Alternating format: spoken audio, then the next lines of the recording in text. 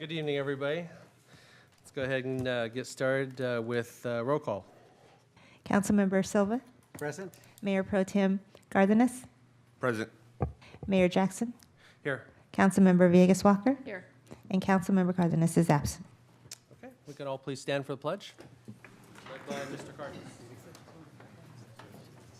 You guys join me in the pledge, please. Ready? Begin.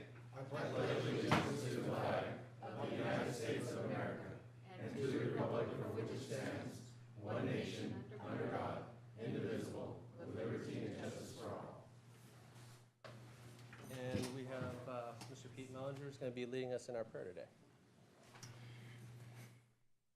Thank you, Mayor and honorable members of this council. I take it a great privilege to be able to pray over you in this meeting tonight. Shall we go ahead and pray? Our Father, we thank you so much for the privilege of being able to come into your altar and into your throne room at any time. You tell us to cast all our cares upon you because you care for us. What a gracious and merciful God you are. Father, your word instructs us to honor and pray for those that have been placed in authority over us. You have placed these members in authority over the city of El Centro, and we want to place them on your altar and ask your blessings upon their life and upon their service. Father, also, you say that if any of us lack wisdom, that all we have to do is ask, and you'll give it to us unabraded. I pray for each member, Father. Although they may have all the facts and the figures and the details of all the decisions that need to be made, we pray for supernatural wisdom as well. That, Father, that they would lean upon you and they would trust you in the decisions they make for this city, and may their lives and their service honor you in all they do. In Jesus' name, amen.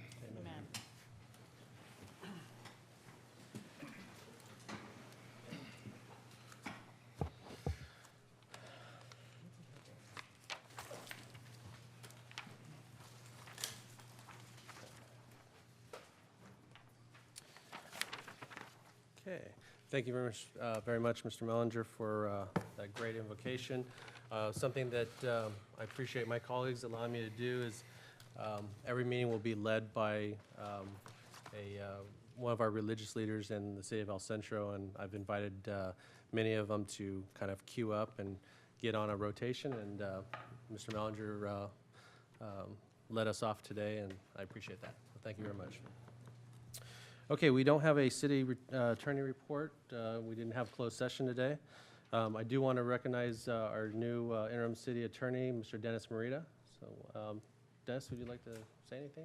Or? Thank you. Thank you for the welcome. It's a pleasure to be here on an interim basis, and I look forward to working with you. I've known you, certainly many of you, in a social context, but I look forward to working with you in this Thank you forum. for helping us out. Okay. Scheduled public comments. We have our monthly report from the Chamber of Commerce and our president, Mr. Tyler, David Tyler. Oh, I'm sorry. I skipped the presentation. That was just, we were just doing a check there to see if you were paying attention. Sorry, Dave. We'll do presentations first. Okay, Jason, the rookie mistake is going to have to end up pretty soon. Yeah. This is only the second meeting. It seems like we've had more, but I apologize. We do have a presentation and announcements. We have Reach Services Day Proclamation. We also have a presentation by Mr. Donnie Wharton in his other hat. And I think, George, you're going to also assist with the presentation or with the... I'll observe. You'll observe? Okay. You're just here to see how the good city runs things? Right. The right, yeah. Okay. Correct anything that Donnie says. Yeah. Coming up, Donnie. Very good, Honorable Mayor and honorable members of the council and certainly the public here this evening. In just a second, I'll have queued up here. We've got a short couple-minute video.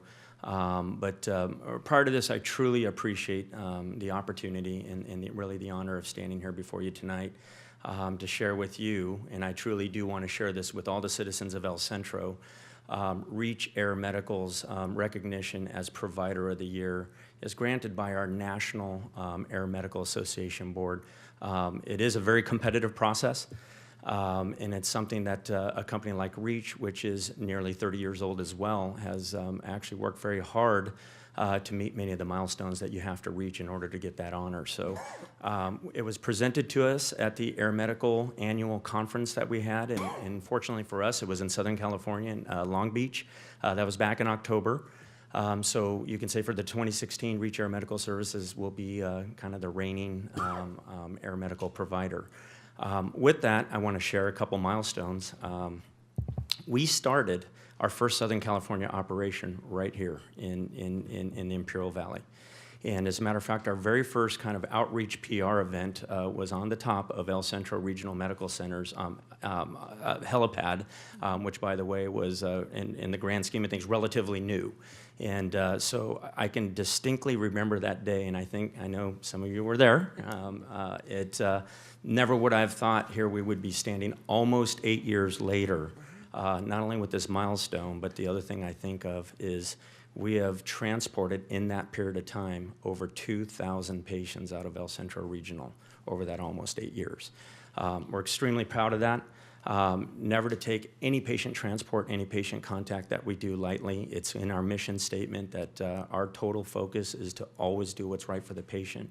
I feel very strongly as I share with, I kind of brought my family here with me today. These are not only the folks that are working tirelessly 365 days a year, but these are also the folks, and I'm very proud to say, a vast majority of them are local. They live here, they're either from here, or they're really been homegrown by the Reach Air Medical Services program right here in Imperial Valley. So not only are we creating the jobs, but also we're very fortunate that we have folks that are really buy into quality of life here in Imperial Valley, not to mention El Centro. So huge thank you very much for this opportunity to Mr. Mayor and the council.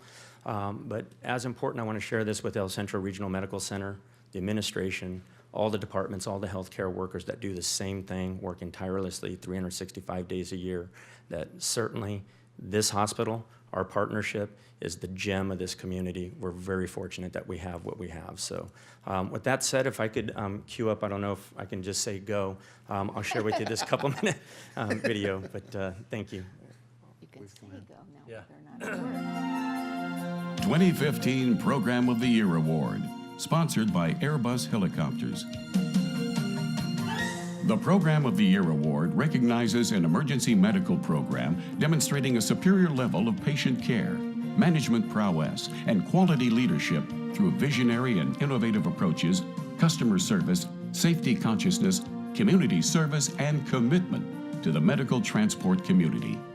We are pleased to acknowledge AMTC 2015's top Program of the Year, Reach Air Medical Services. Founded in 1987, Reach is a leading provider of high-quality emergent patient care in the dynamic transport environment. The program has 33 bases serving the western United States. At Reach, safety is the ultimate expression of patient care. They are hyper-aware of their risks and responsibilities and are dedicated to doing everything they can to protect their people and patients. Reach demonstrates its commitment to the air medical community through legislative efforts promoting aviation safety. Each year, they educate over 1,000 nurses and paramedics at the Reach conferences, as well as hosting a specialized pediatric and neonatal transport consortium promoting best practices. As one hospital partner commented, Reach has a culture that exudes quality, patient-centeredness, and value. They appreciate the innovative thinking of the Reach team and their commitment to the care of their patients. A true partnership is built on trust, integrity, and mutually beneficial outcomes. In every case, Reach has exceeded expectations. The CARES Listening Program developed by Reach provides real-time response to concerns, improvement opportunities, success stories, and feedback for their staff. Reach exceeds their customer service benchmarks consistently. But benchmarks aren't just numbers. They are the product of a professional, caring team who focuses on doing what is right for the patient at all times. Please give a hand to our 2015 Program of the Year, Reach Air Medical Services. Very cool. Yeah, very nice. I'm not going to clap. And Mr. Mayor, if I could, one last thing, if I can have my team stand up so we can identify them. I know who they are, but if, let me try to fill the room. Thank you. I would make introductions, but quite a few of them showed up, but we're very proud to have these folks, but thank you very much. Great. Well, it's very impressive, and we actually have a proclamation for you, and I'll read this on behalf of the City of El Centro. City Proclamation for Reach Air Medical Services Day, January 19th, 2016.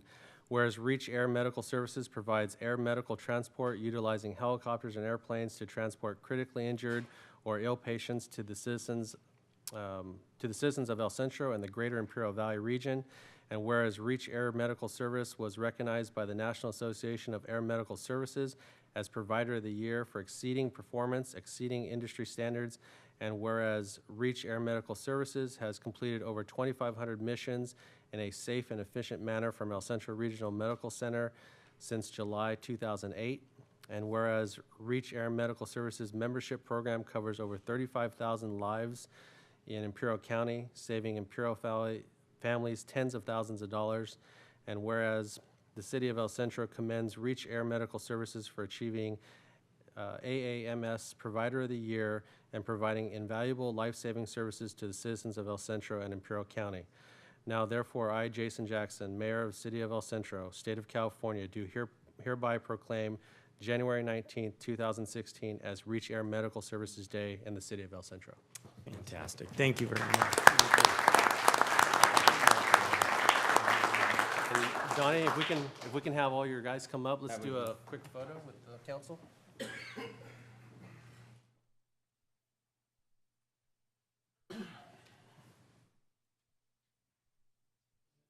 Mayor, as you're coming down here, I also would be remiss. I see Chief Hebert back there, Herbert.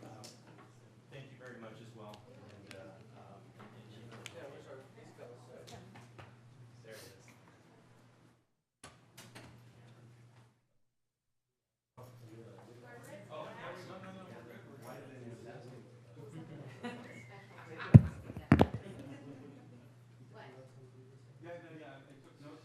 it is.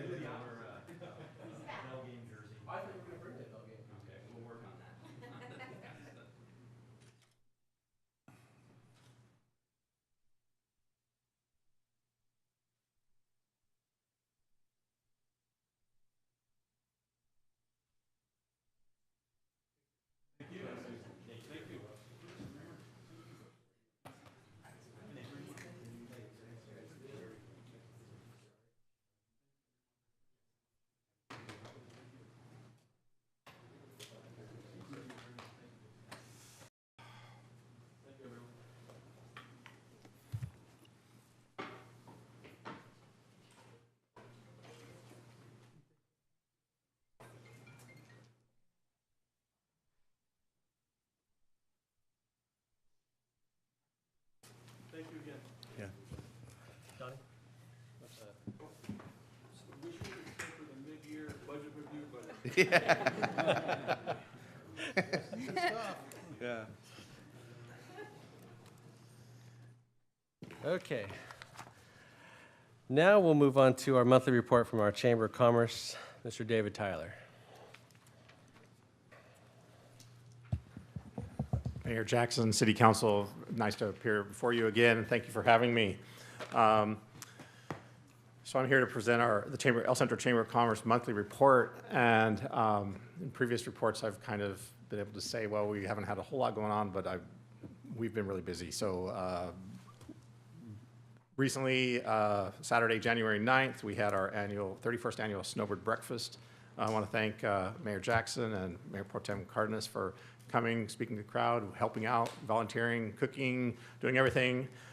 We served about approximately 500 winter visitors. In addition to serving the winter visitors their annual breakfast, it's really a great chance for all the service clubs and everything to come together and just reach out to the community. The city had a booth there that they shared a lot of their services with the community that was there, and so it was really great to see. I enjoyed that event very much. We also, last week, on Thursday, the 14th, had operating with the Joint Chambers of Imperial Valley, had the business showcase. I think we had 60, 75, something like that, businesses have booths there. It's a very well-attended event. Took a lot of work on the part of the Joint Chambers people to put that on, and they did a great job. So we have a number of upcoming events. Tomorrow morning at 9 o'clock, we have a labor law update, which is being put on by a member of the chamber that's an attorney that specializes in labor law, and that'll be at 9 o'clock at the Chamber of Commerce. The day after tomorrow, we have our monthly mixer. Actually, the city is the host. It's the annual Mardi Gras King and Queen coronation, but it's also coordinated with the chamber as a mixer. And a few weeks from now, on Saturday, February 13th, the chamber will be having its air show gala at NAFL Centro, and I encourage you all to attend. I know that the city has bought a table. I've been informed by NAF to make it a little bit easier, they've relaxed their access policy. That seems to always be a issue whenever you try and go on the Navy base, and so they've created a window of time around the gala where it'll be open access, so not the waiting in line, check your ID, all that type of stuff. So that should be a little bit better. And I want to ask, I'm helping the staff of Central Union High School this evening a little bit. They have asked me to share with the business community, and so I'd like to share with you. The Central Union High School is having a career fair to help teach students about what opportunities there are for the students in their life ahead of them. And it's going to be March 3rd at Central Union High School. I will leave flyers with the city clerk for you to see. But I know you all have your business, your background, your experience, even city manager in terms of government. Mr. Morita, and anybody that would like to maybe register with Central and go to the career fair, and you can advise some of their students on what it would take to become where you have. Mayor Jackson, you were kind of moved in your ceremony that made you mayor, of talking about deciding to want to get into politics and become mayor and all that. And so I'd hope that maybe you could inspire a young person now. Beyond those events, the Chamber of Commerce has added a new DBA to its name. We have added the DBA El Centro Area Chamber of Commerce and Visitors Bureau, as opposed to just the El Centro Chamber of Commerce and Visitors Bureau. We are recognizing that all chambers in the area would probably be a little bit stronger, much stronger, if we clustered, for lack of a better word. I don't think a merger is what we're talking about, but just a cluster to work together more. And so we've incorporated that into adding the area into our name. I think the Snowbird Breakfast that pulls people from all over the valley to El Centro in that regard kind of represents what we're trying to do in that way. And so we think we can help out our neighbor chambers as well. So we're not trying to step on anybody's toes. We're just trying to let them know that we're here to be with them. And then another little bit of news, our CEO at the chamber, Darletta Willis, recently received an advanced designation from the Institute of Organizational Management from the U.S. Chamber of Commerce to recognize a series of trainings. So we're really proud of her. She's already had her organizational designation from the Western Association of Chamber Executives. So to get this additional one from the United States Chamber of Commerce is an accomplishment for her, as she has been in the chamber business for less than 5 years. So to get both designations that fast shows a lot of dedication to what she's doing.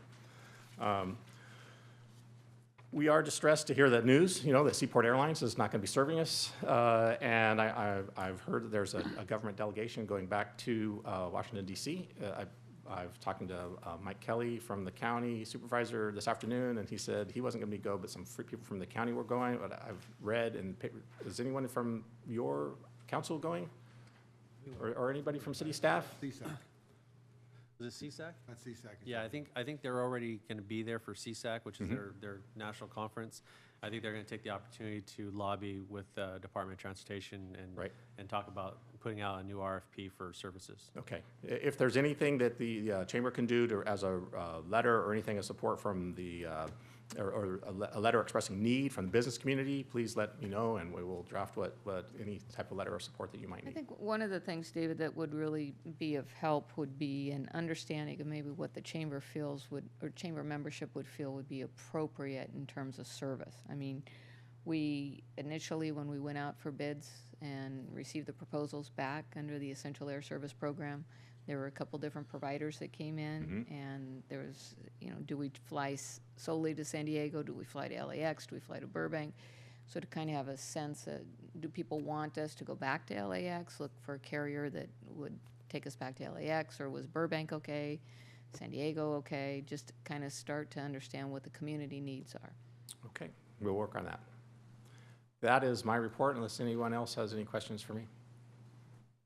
Okay, thank you all very much. Appreciate being a chance to be here. Thank you, David. I will say that it's interesting that you guys are looking at the consolidation of, or maybe just the spreading out the chamber membership. Recently, Coachella, Indio, and La Quinta have just gone through, or in the process of going through a merger and doing kind of a tri-city chamber that's going to be a regional chamber. So it's, I think it just has to do with resources, sponsor dollars, things like that. So probably a good move. Okay, we have one item we're going to move up for under scheduled public comments. We're going to take Mr. Tomas Oliva under public comment, the new representative for Juan Vargas. Yes. Tomas? Mr. Mayor and members of the City Council, thank you for giving me the opportunity to move up in your agenda. As was mentioned, my name is Tomas Oliva. Many of you may have known me for my previous role. I served as a representative staff for SCAG for over 4 years, and so I am here today to just reintroduce myself under my new role representing Congressman Juan Vargas, and so I look forward to working with you all on federal issues. I know that the Essential Air Service is an issue. I don't know if I'm privy to say a date just yet, but I do think that the county, the CEO, our office is already working with the Department of Transportation, and an emergency RFP should be going out very shortly. So hopefully any air carrier that is interested in applying can go ahead and do that as soon as that RFP has been made public. So for the public, for the council as well, and for staff, we are located at 380 North 8th Street, Suite 14, which is where we were previously located. That is across the street from the Martin Luther King Sports Pavilion. And our phone number is 312-9900. And again, I just look forward to working with you all on any federal issues.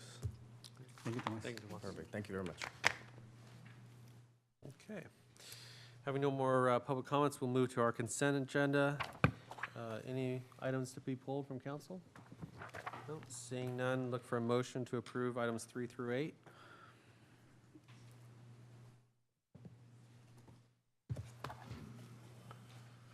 Motion by Cardenas, second by Walker. Please ballot.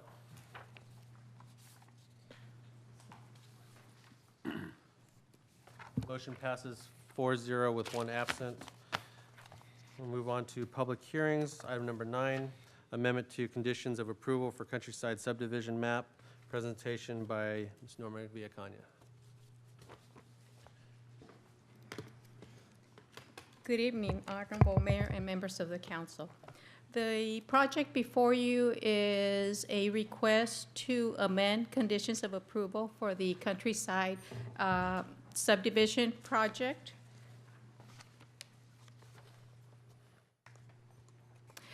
Just to refresh your memory, the project was approved back in 2006. It's located on the northwest corner of Jackrabbit Drive and Farnsworth Road. The City Council actually approved the map back in 1994. And one of the conditions was condition number 8. At that time, we didn't, the city did not have any standards for detention or park areas, dual use. So we were combining park areas and detention basin areas into one space. So at that, for this project, the requirement was that the detention basin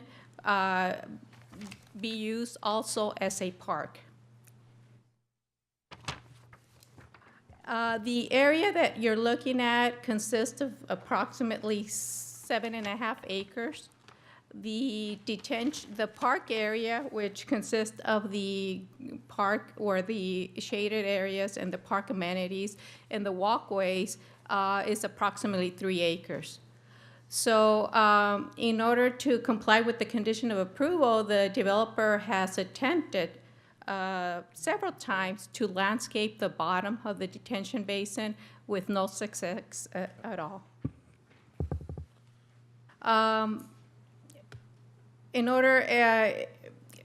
As an alternative, the project developer is requesting, instead of trying for a third time to try and do the landscaping at the bottom of the basin, he's requesting that basically instead of spending the funding that was going to be spent within the detention basin be spent for additional park amenities such as park benches, playground equipment, continuing with the walkway.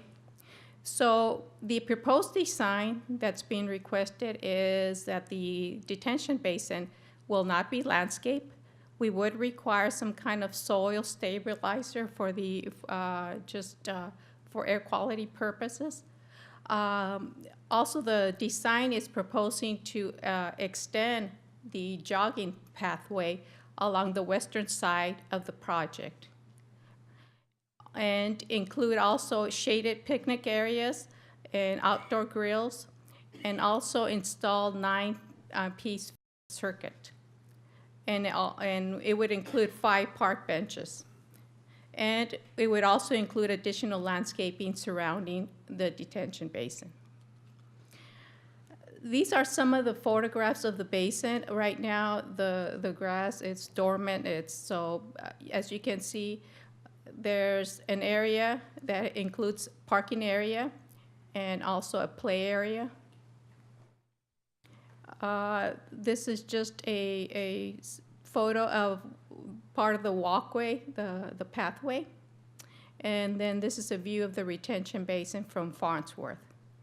The detention basin is approximately, probably the deepest, it's probably like 8 to 10 feet, so it's very deep.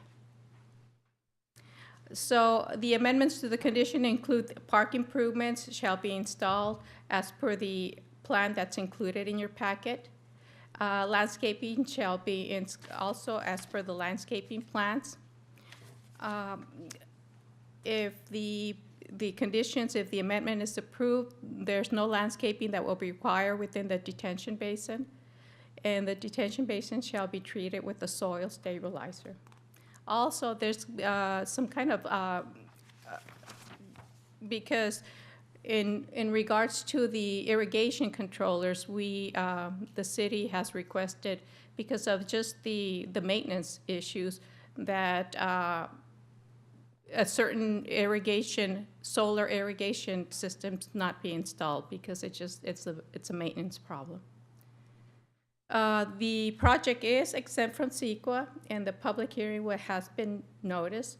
The public hearing was also held before the Planning Commission, and it was approved unanimous by the Planning Commission. One of the comments that the Planning Commission wanted to relate to the council was they were wondering why we did not provide for a restroom facility within this area. And our response was, this is more like a pocket park, and because of also the maintenance and safety issues, typically we require restroom facilities within park areas that are larger in size. Ms. Villacana, can I ask a clarifying question? Sure. The public hearing is scheduled before us today. I'm right? sorry, The last- yes, that's, Okay, wow, I was really confused there for a minute. The public notice that was published in the Imperial Valley Press, was notice also provided to residents within a certain area? of the Yes, park? a letter was mailed out to the residents for the Planning Commission hearing and also for the City Council hearing. And did anyone testify, any members of the public? Not at the Planning Commission hearing. I don't know if we, so at this time, we're asking, I'm sorry. I'm sorry, Norma. So did you say that that there's a typo on the report Oh, on the planning commission? The third bullet, it says a public hearing is scheduled for January 19 Right. before the planning commission. It should be before city council. Oh, okay. It's just, Miss, Um, sorry, go ahead. Go ahead. Norma, I took a drive over there today. I just wanted to see it for myself, and I didn't get out. I just kind of drove around it, and from my perspective, the existing walkway along the retention basin didn't look in very prime condition. It looked a little deteriorated. The existing sidewalk. okay. Has anybody done a walk through there and see what the condition of the walkway is right now? There is a walkway within the detention basin. Right, there's, And there is a walkway around the perimeter of the park. right. The, There's also a walkway, I thought, on the north end of the retention basin. yes, Yeah. yes. Because I saw the sidewalk along, that would have been along Farnsworth. That would be on the east side. And then I kind of looked at the walkway going west on the Yes. north side. Right. And like I said, I didn't get out and I didn't inspect it, but just from my perspective, it looked like it was not in very good condition. Can somebody go see it, and then as a condition of approval, if there are sections that need to be repaired, that we can include that as well? Yes, just for clarification, you're not talking about the walkways within the detention basin? No, outside, on the Outside, perimeter. yes, On the top, yes, on the top yes, side. yes. Right now, the pathway goes, extends along the north, the east side, and also along the playground area.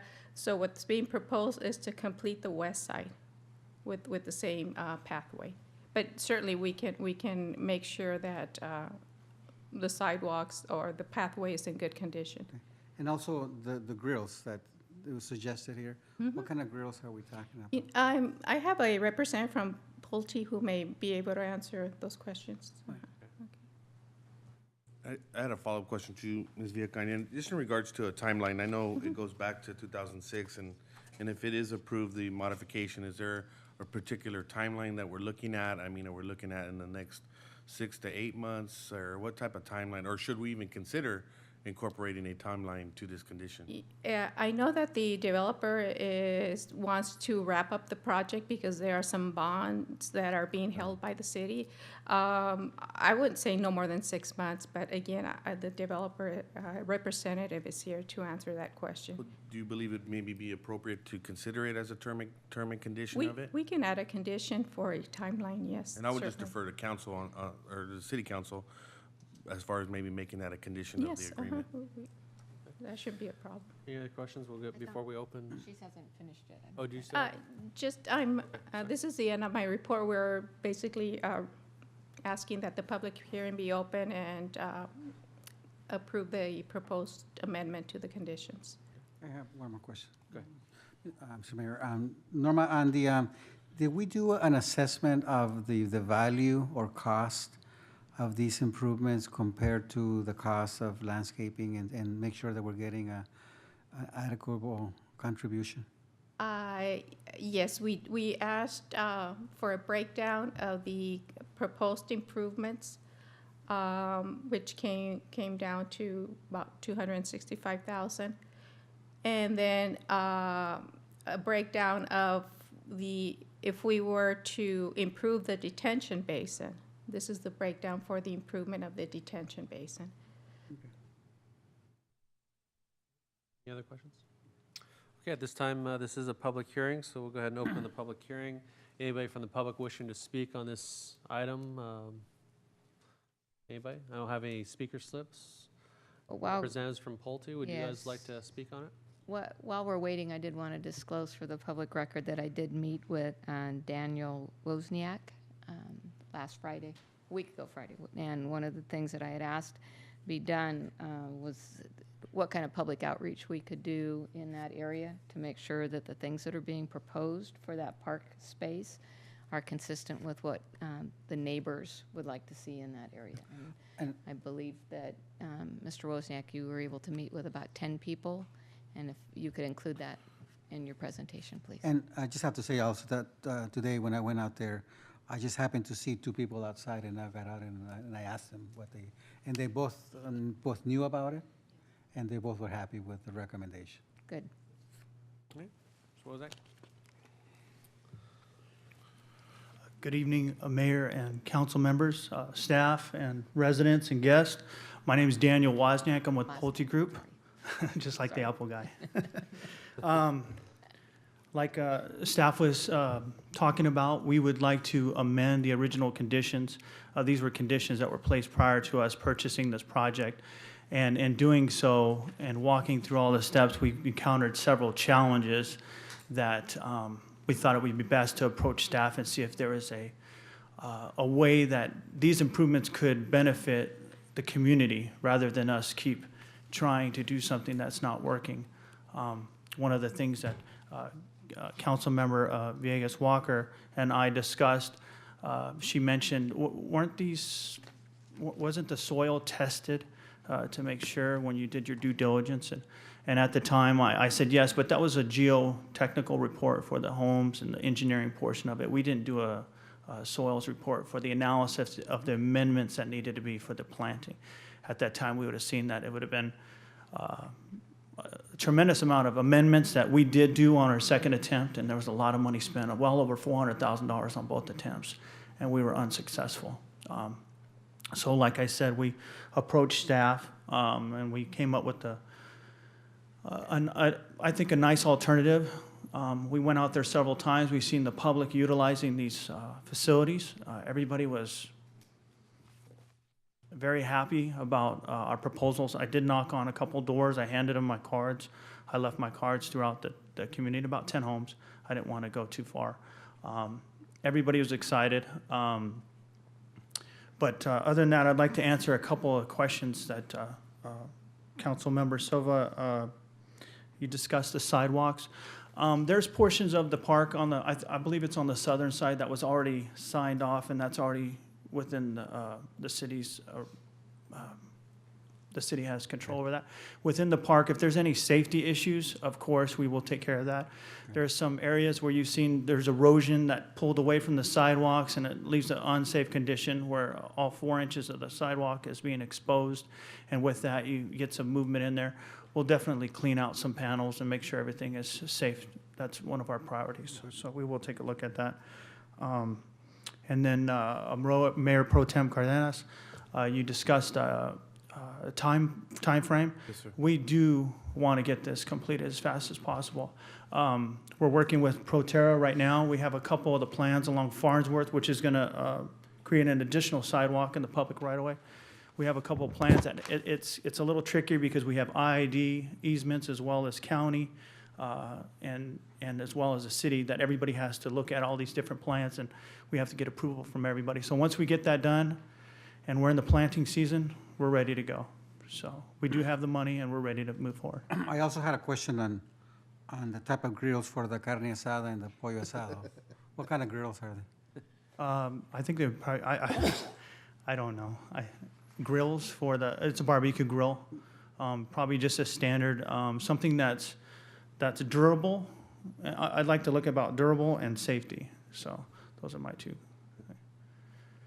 And Did I answer your question? I'm sorry. Kind of, sort of, I wish you knew, but it's not that important. I know you're going to put something that. Like a will diamond last, grate, right? or you don't want the straight bars, or? No, I just wanted, first of all, it's not a gas grill, I'm sure, right? It's going to be a charcoal, probably. Yeah, okay, that was basically it. But I think that we can get some recommendations to you, or you can get Absolutely. some recommendations with regard to the safe disposal of the ash and the. Right, yeah. We will, at the time of construction, we will turn in some submittals, and we will have staff look over them and approve those. Do we have any other parks that have barbecue grills in the city? They are? They've been removed? So, Oh, for safety reasons?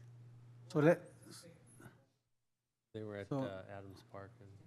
Adams Park had the last ones, I think. They were just rusted through. so is that something that we should pursue in this case here? This being more of a neighborhood park? What does staff think? I don't know, not just Norma, but Mayor, if I may, Councilmember, is when we did the farmers estates, we chose not to put them in there because, and same with the restrooms. It's a neighborhood park. People are coming over from their homes to use the facilities and go back. So that's why you won't find what you would find. In our regional parks, our larger parks, that's something we can certainly look at. But our pocket parks, we're keeping it really for the neighborhood to use, legacy farmers estates, et cetera. I don't think there's no barbecues and farmers. No, we didn't put, it was built for individuals to walk over to use and then go back. Can you back up to the slide that had the cost breakdown? So we're looking at the hot ash containers and the standalone barbecues, about $23.50. Mm-hmm. So maybe a better use of those funds would be something else. When we originally did these budgets, we came up with a design that we thought would enhance the park, and I talked to staff about this. What it would cost to actually replant the basin itself was about $188,000, and this is what we wanted to use that number to enhance the outside. This was meant as a list of items that we can utilize. We would really like to stay closer to the 200, but we understand we're asking council to amend these conditions, so we are open to kind of working with the council and the city and staff to make sure that the community gets a good park, something that's usable. But we'd really like to bring that cost down a little bit. So, council, any suggestions as far as maybe some more benches or concrete picnic tables in lieu of the charcoal barbecues and the ash containers? Well, except what I understand him to say is that he'd like to see this number come down about $65,000, right? So he's not asking for a swap out, he's asking for a reduction. But we might be asking for a swap out. That's right. So, I mean, you're willing to do the $2,300 in those items, but we are thinking that might not be a good use of those funds. There's always need for picnic tables or benches. We can use them towards the sidewalks, Mayor, to freshen up some of the sidewalks which are cracked or might be unsafe. We can run all those costs through staff to ensure that all these costs will be utilized for the park. And any savings or anything that we capture, that will expose those costs and savings to staff. Yeah. Although I'm a big fan of carne asada, I'm not so sure that that's the best place for grills. I think they're just going to deteriorate over time. They may become an issue for maintenance for our crews and having to deal with charcoal safety issues. So I'm going to recommend that the two items related to that, the barbecue grill and the ash coal container, be removed. I'm open to the idea of maybe reallocating that cost if that's the council's recommendation. I'm open to that idea. Agreed. You know, I would support the recommendations, but I'd also support staff's recommendations as well. I believe they have a pulse as well as far as what they believe is best out there. So I would defer to staff and make sure that their input is also taken into consideration in regards to our future. I just had a follow-up question on the timeline. Yes, sir. I know you did kind of lay it out, but at the end of the day, are we still within maybe that 6 to 12 month time frame if you're successful in securing the other type of challenge or addressing the other challenges that you have? Yes, sir. I believe if we have all of our plans completed within the next 3-4 months, I think we should be okay to finish the improvements and landscape. Okay, thank you, sir. I think well, two things. One, I think if we're going to reallocate any of the barbecue-related features, that we look to for additional or larger shrubs, just so that it gives it more pow right out of the gate in terms of planting. So I'd rather see that money repurposed there. One of the questions that we did discuss briefly had to do with whether or not the detention basin itself was counted for purposes of the city's parkland. Excuse me. No, it was not. So there's 330 homes approximately. So it's about 3 persons per home. And it's, at that time, the park acreage required was 3 acres per 1,000 people. Okay. That has, the standard has gone up to 5 acres now, but at that time it was 3 acres. So it comes down to almost 1,000 residents, which is 3 acres, and more or less that's what the park, the usable park is. Did we encounter any unusual circumstance with the recent rains with regard to that detention basin? We were out there today, and it just looks, it's muddy. It's not full of water, but it's muddy, and I'm not sure whether we had any problems with the recent rains. Have we had any public safety related issues, vandalism, anything like that that comes to mind? No? Okay. Okay. So are we comfortable with letting staff work with the developer as far as how to reallocate the monies for the barbecue? Yes, but my first choice would be bigger shrubs. Norma, bigger shrubs?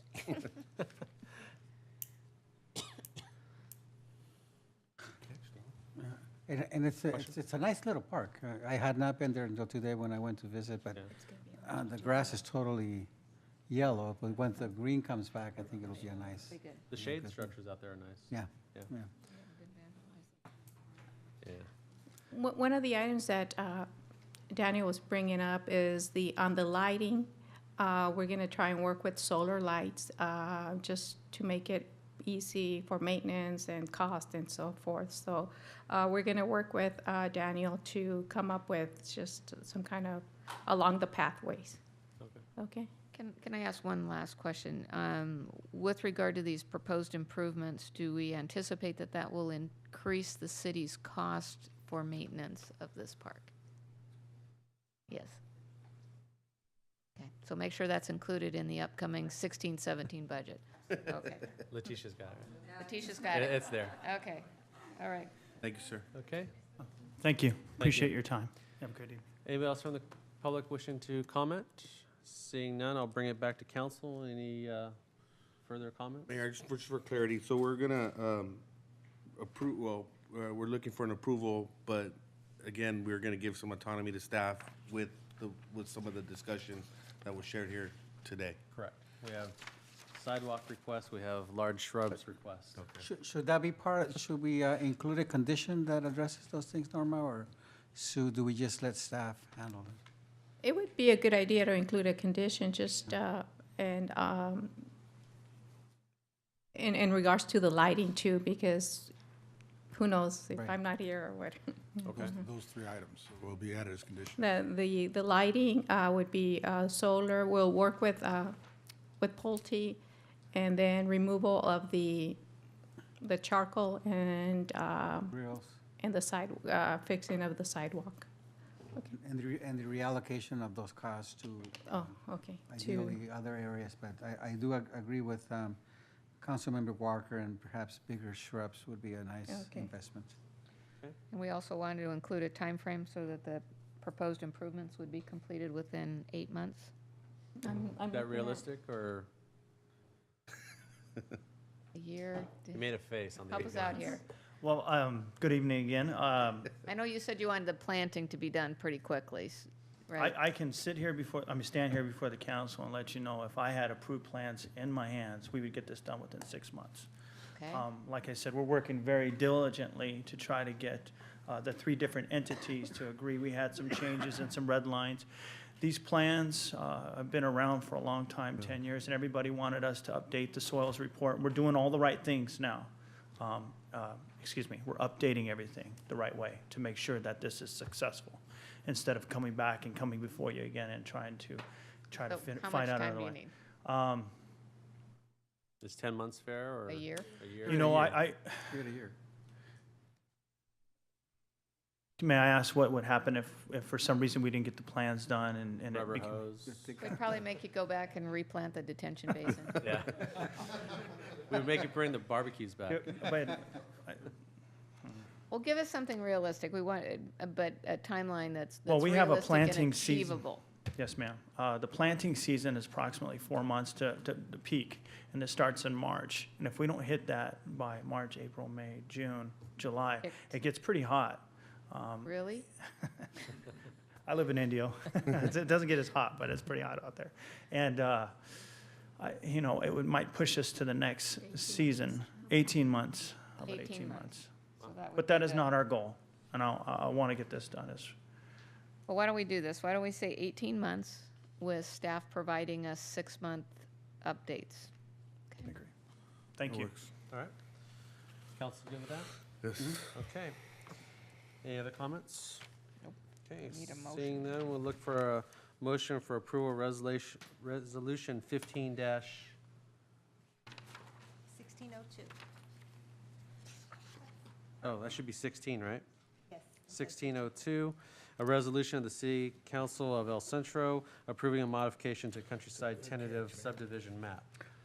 Including the 4 amendments that were discussed by council. And those would be the removal of the barbecues, the addition of the solar lighting, 18-month time frame, And review and repair of any of the walkway work, or sidewalk and the repair. reallocation of the, maybe 5 conditions, the reallocation of the funds from the barbecue to larger shrubbery. Okay. We have a motion by Walker, second by Silva. Please ballot. Passes 4-0 with 1 absent. Thank you very much, Pulte, for being here today. At this time, we have new business, but I'm gonna ask council to bear with me and move an item, move item number 14 in front of item number 10, because although she's used to being here all night, I didn't want to make her stay here all night if she didn't want to. So item number 14. Discussion and any necessary action regarding the appointment of 1 member to the Oversight Board of the Successor Agency to the City of El Centro Redevelopment Agency. At this time, I'd like to bring forth and reappoint Ms. Sedalia Sanders to the Oversight Oversight Board for the Successor Agency. We have a motion by Walker, second by Cardenas. Please ballot. Passes 4-0 with 1 absent. Thank you, Ms. Sanders, for agreeing to continue to serve.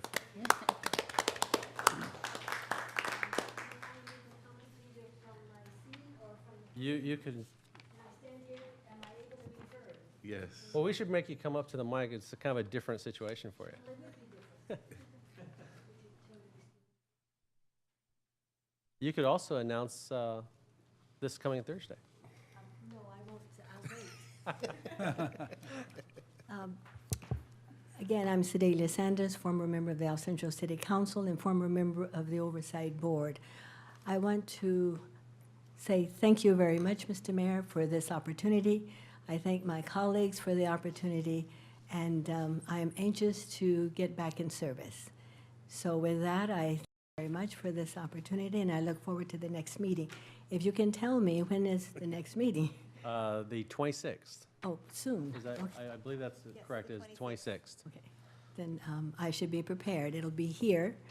I'm assuming it's the same time, 3 p.m.? I believe so, Diane? Same time? Same time, 3 Same p.m. time. Okay, then I should be here.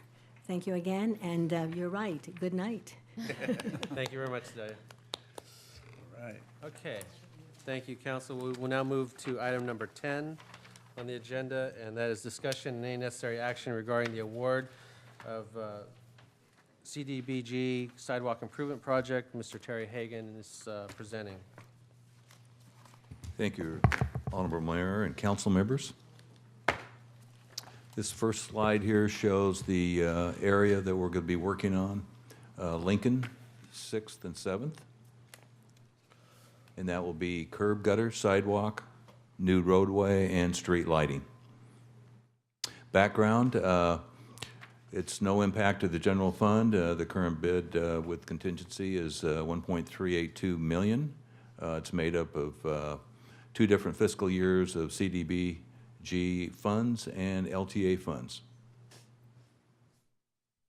On November 4th, 2014, We approved the agreement for the design from Holt Services, and then in March 2015, the plans and specs were approved to go out to bid. The low bidder was Pyramid, and that was at $1.328 million, and they had missing documentation, so the bids were rejected December 1st, 2015, and out to bid again. Pyramid came in again as the low bidder, but we saved, the city saved $70,000. And all the documents, the bid documents, appear to be in order, and so we're here tonight to award the construction. Assuming it's awarded, construction would start in a month and be completed in July. Engineering staff recommends the bid amount plus 10% contingency for a total of $1.382 million. Any questions? Council? I have a question. Walker? So this is an area with a lot of students that walk to school, that attend both, I would say, what would that be? McKinley and then Kennedy. So in those circumstances, Mr. Hagan, how do we work with the school district to let them know, to let the kids know, parents know, safe routes to school type stuff? We can coordinate with the different schools and let them know about the construction and meet with them and see if there's better avenues for the kids to go. Please. Yes. Thank you. Okay. Okay. Questions? Seeing none, we will look for... So public hearing, no? No, it's not a public hearing. To adopt Resolution 16-03, resolution of the City Council of the City of El Centro awarding the bid and authorizing the execution of a contract for 2014 CDBG Sidewalk Improvement Project. We have a motion by Silva, second by Walker. Please ballot. And Mr. Hagan, I have one last request. I know that we typically do not have ribbon cuttings for sidewalk projects, but in this area, I think that would be really a nice thing to have. Okay, Just make it early in the morning if they're wrapping it up in July. will do. Okay. 'Cause Thank you. and cut the ribbon and then walk down the sidewalks, okay? We could do that. Yeah. All right. And that passes 4-0 with one absent. Okay, moving along, item number 11. Discussion and any necessary action regarding the introduction of ordinance number 16-04, an ordinance of the City Council of the City of El Centro amending the municipal code by adding Article 7 to Chapter 13 prohibiting cultivation and manufacturing of delivery of medical marijuana. A presentation by Ms. Norma Villacana. Thank you. Good evening, Honorable Mayor and members of the council. The latest legislation that was adopted in Sacramento includes 3 bills, AB 243, AB 266, and SB 643, which is known as the Medical Marijuana Regulation and Safety Act. The 3 bills combined basically establish a comprehensive state and licensing framework for the cultivation, manufacturing, transportation, storage, and distribution of medical marijuana. One of the components of the bills is that cities needed to take action whether to regulate or prohibit the cultivation of marijuana within their jurisdictions by March 1st, 2016. The league had a webinar, and they have provided some helpful points, and the league basically is recommending that cities take some sort of action either to prohibit the cultivation or to regulate the cultivation by March 1st. If this is not done by March 1st, then the state will have the authority to license cultivation businesses. So we are here before you to request or recommend approval of the ordinance. Now, it is important to note that the proposed ordinance, if approved, will not prohibit the cultivation for qualified patients or primary caregivers. Those uses can still continue, and that's up to 6 mature plants or 12 immature plants.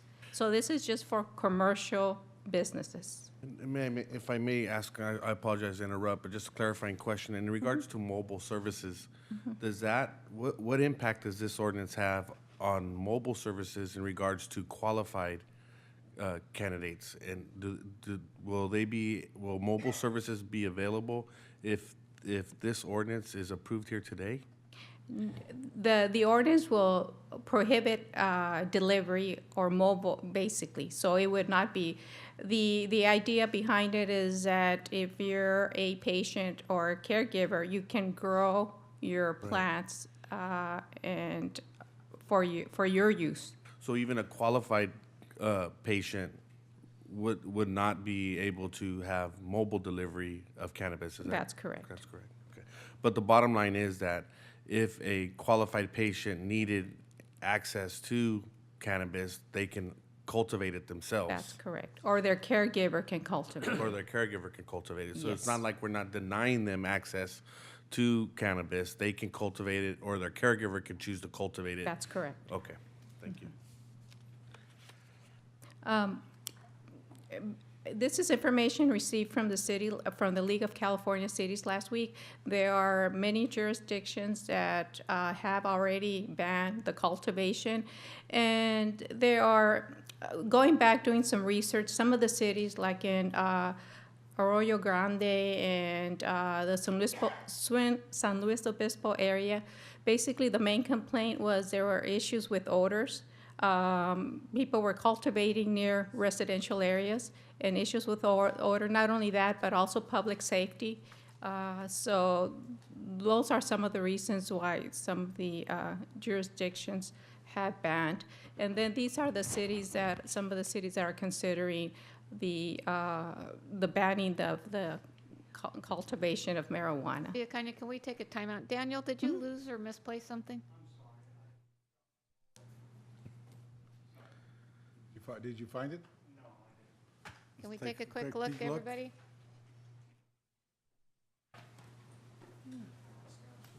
I apologize. No worries. Chief, go ahead and give it up, Chief. Hey, who was sitting behind Daniel? Come on now. I don't think anybody was, Do you need a flashlight to follow you back out? or even $20. Some gas money, go. Dang. Thank you, sorry. That's all right. Okay. Thank you, Ms. Villacana. Wow, that sucks. So this basically concludes my report. Again, this is based, the league is recommending some type of action be taken prior to March 1st. There is current legislation that's being proposed, I think it's AB 21, that would extend the March 1st deadline, but because we're concerned that the legislation will not be approved by March 1st, so we're kind of taking precautionary action. And just to clarify, by taking action tonight and restricting or denying the cultivation, we can always come back later at a later time and amend that and reverse, but we can't do the other. That's right. If we don't do it by March 1st, then the state will be issuing permits. Then Big Brother tells us what to do. Yes, We have no control. yes. Okay. To your knowledge, Ms. Villacana, is there any other city in our county that is maybe considering not banning it? Oh, not banning it. Calexico has already banned it, Imperial's banned it. I don't know about Brawley. Brawley has Did Brawley ban it? banned it. Westmoreland and Calapat, I think. Marita, you have some? City of Imperial is considering a moratorium. It's on their agenda for tomorrow. And they're intending to do that on an interim urgency basis. And so I think they want to take a closer look at what some of their options might be. So they chose a moratorium as opposed to a ban. Or that's what's on their agenda for tomorrow. Legally, what is the difference of that? Because even if we ban it, we can come back and alter that. So what's the difference between a ban and a moratorium? Basically, I get what you're saying. You're basically preserving local control. if you do, if the alternative is if you do nothing, then as staff has indicated to you, the state steps in and becomes the licensing agency for those activities. So if you impose a ban, you can come back, you've preserved your local control, you can come back later and amend that. In the case of a more, I think one reason why Imperial's pursuing the moratorium was just out of an abundance of caution with respect to time. And I think as your staff indicated, they're looking at some cleanup legislation, feature of which will extend that, but it's still in the talking stages. I think the league is supporting that, and other groups that put this together is supporting that, but there's no guarantee that the legislature will act on that. So the practical effect is whatever route you take, you're preserving your local control. Thank you, Mr. Morita. One last thing, if the council wishes to adopt the first reading, the second reading would have to be completed hopefully by next week in order to meet the March 1st deadline. So we would call a special meeting for that Uh, purpose. Or continue the adjourned regular meeting. I'm sorry, we would adjourn the Yeah. meeting To the to 29th, I the think. 29th, But adjourn tonight's meeting to the 26th 26. 26th. at noon. What's happening on the 26th? There's something else on the 26th. The oversight. Oversight Board meeting. Oh, that's right, okay. All right. That's it? That completes my report. Any questions, council? Let me just have, so how did we get to this point? I mean, why is it in an emergency now? Is it,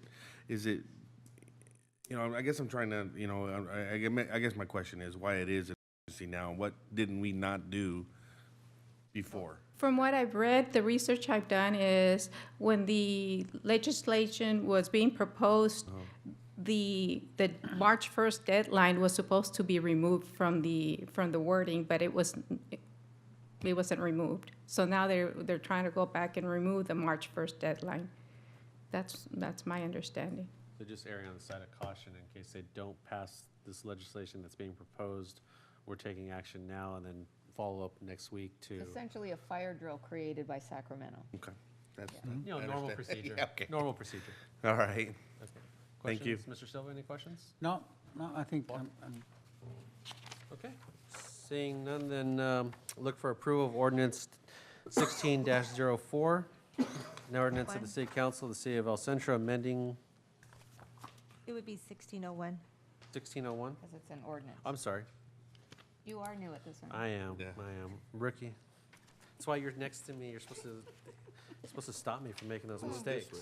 Okay, 16-01, an ordinance of the City Council of the City of El Centro amending the city code by adding Article 7 to Chapter 13, prohibiting the cultivation, manufacturing, and delivery of medical marijuana and all associated business and operational activities in the City of El Centro, waive reading and approve first reading, and authorize city clerk to place on the next agenda for second reading. Now, is that going to be the correct language, or we have to Yes. modify that? I will be preparing an agenda Okay. for the 26th. We have a motion by Silva, second by Walker. Please ballot. Passes 4-0 with one absent. All council members available for the 26th? That's noon, right? Noon meeting? Noon? Noon on the 26th? Okay.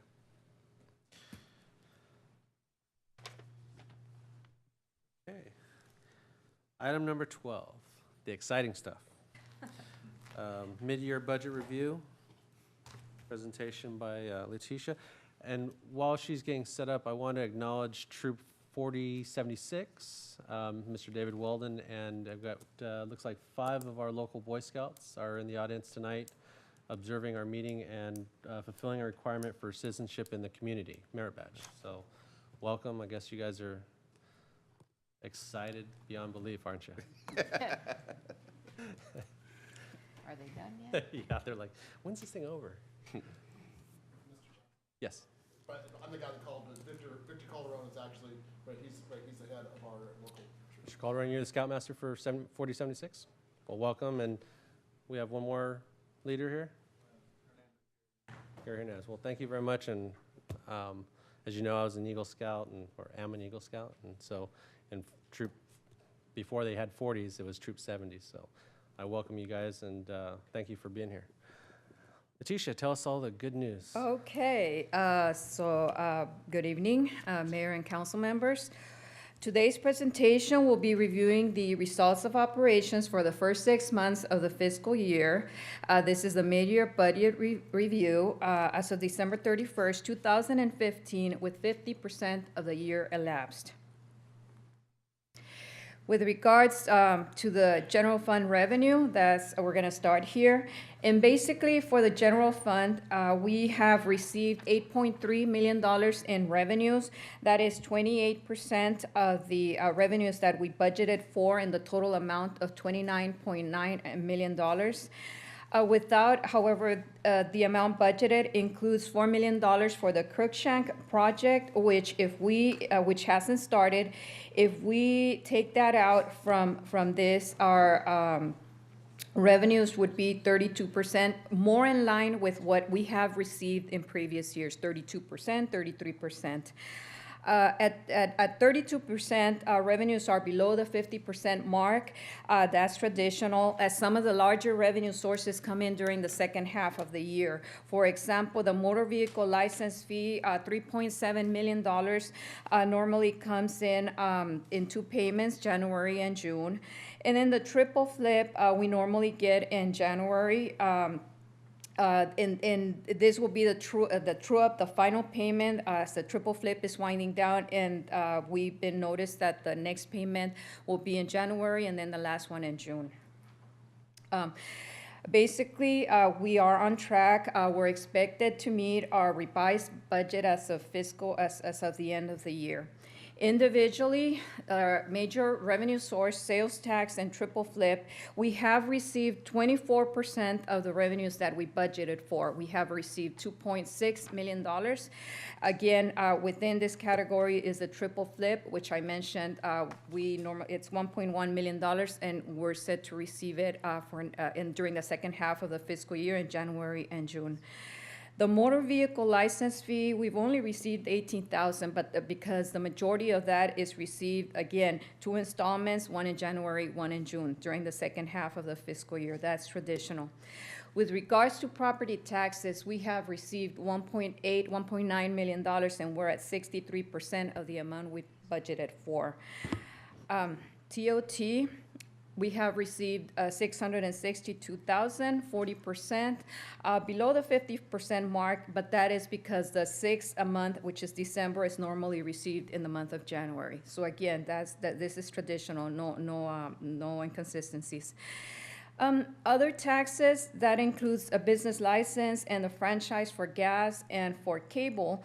At 32%, we have received $231,000 out of the $724,000 that we budgeted for. Again, 32%. Reason being business licenses, we've only received 5 of the 6 payments. The December comes in during January. And then for the gas franchise, we normally receive 1 lump sum payment in the month of April for that. With regards to cable, one of the payments of December comes in during the month of January. With regards to building fees, we are at 54%, and we have received $309,000 out of the $575,000 that we budgeted for. So this category is looking good. Service charges at 44%. Grants and other agencies, this is one category that you will see the original budget was $1.7 million, and then the revised budget is $1.2 million. Basically, that's a decline of $500,000 as a result of the decline in RPTTF, the Redevelopment Property Tax Trust Fund. We're getting a greater allocation to be able to pay the debt service payment on the redevelopment bonds, and as a result, the redistribution will be lowered to the general fund. For fines, other revenues and transfers in, we have received $1.5 million out of the $7.4 million. That shows a 21% receipt. However, this is the category that includes the $4 million for the Crookshank. And since the project hasn't started, the monies have not been transferred in. And as a result, if we take that out, this category would be 45% without the Crookshank. So overall, our revenues for the general fund are in line with what we have received in previous years as of December 31st, and we are expected to meet our revised budget projections through the end of the year. Letitia, Yes. on our property tax, Mhm. is that normal that were higher than the 50% at this halfway point? Or are we a little ahead of where we normally are? And if we, I'll add to that question whether or not we've done a projection with the reassessment of the property values, what the anticipated increase is going to be for the city of El Centro. yeah. With regards to property taxes, we are projecting almost $3 million. It is a bit higher than what we have received in the past during this year. Yes, and And there was the reassessment, and I think that was, I heard someplace around $300,000 or more would be coming to us based on that reassessment. Is that kind of what you're seeing? yes, some of it is already reflected in these revenues as we have received. We should be more in line with a 50%, maybe 49% by now. So yes, we have been receiving. And what about sales tax at Christmas? Do we have an early peek on how holiday sales were?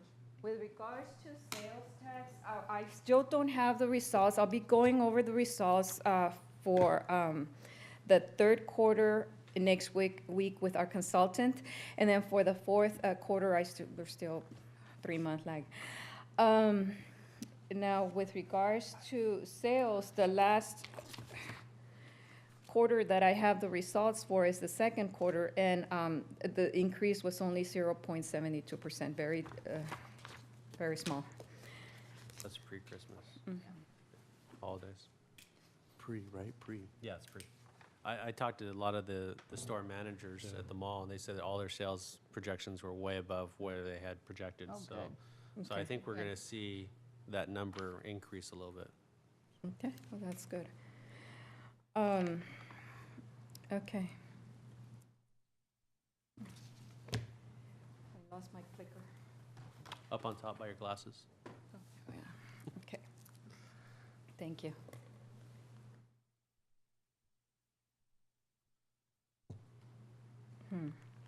It's not moving.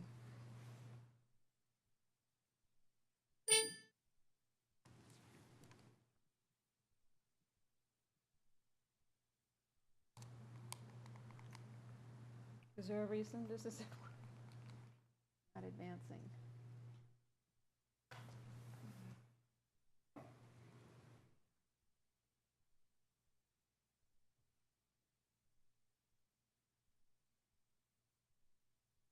there? I think it's.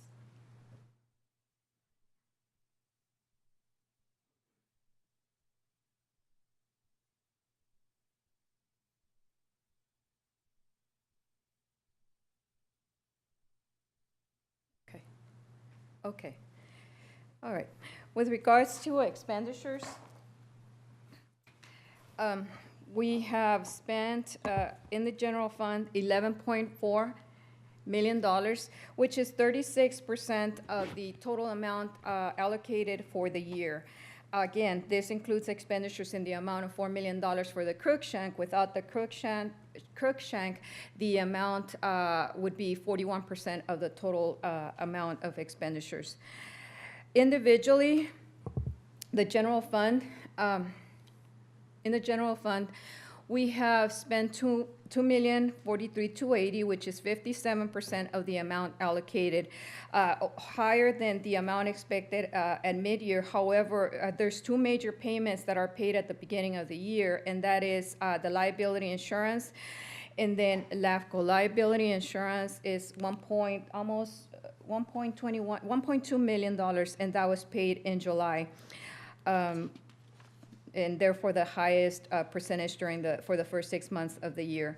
With regards to police and fire, police at almost $4 million, it shows a 40%, and then fire at $2.3 million, that's 36%.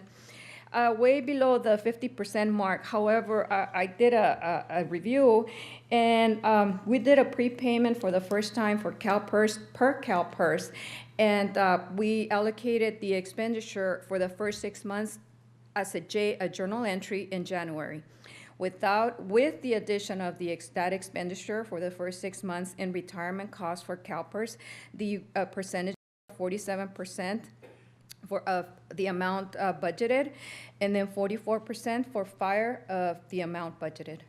More in line with where they should be as of 12/31. But most of our current vacancies, though, staff vacancies, are in the police department, correct? Actually, yes. Traditionally, the vacancies and the salary savings are normally police and fire, more in police. However, that was when I saw the numbers initially, I thought it was, vacancies. But a further review is that we were booking the JE for the first 6 months of retirement. That's where I was off in January. Okay, and what about overtime? Or maybe that's a question for overtime? Mr. Duran. I mean, we've had some kind of horror stories reported in the San Diego Union and Los Angeles Times and other newspapers with regard to overtime. With regards to... Not for us, of course, because we keep that under control through tremendous leadership and good management, but just a question. Yes, with regards to overtime for the police department, we budgeted $350,000. We're at $200,000. That's a 57%, just slightly above the 50% mark. That was for police? For police. Okay. And then for fire, the overtime, we budgeted $300,000.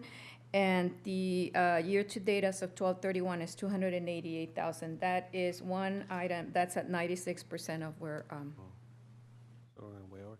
it should be. Maybe, and not to put the chiefs on the spot, but what percentage or what part of that could be attributed to Call-outs?